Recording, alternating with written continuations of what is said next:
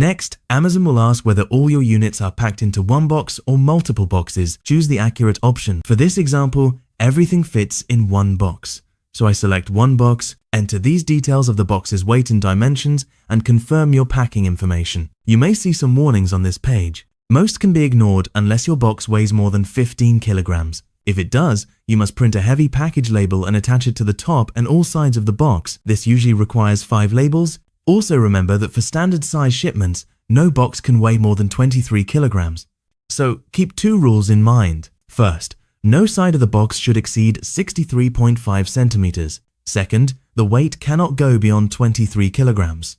If you are sending an oversized item, then different rules apply. For oversized items, the weight may be allowed up to around 30 kilograms and the side length may exceed 63.5 centimeters. You should always refer to Amazon's official help page before sending your items. Accurate measurements are extremely important because incorrect values can result in shipment delays or extra charges.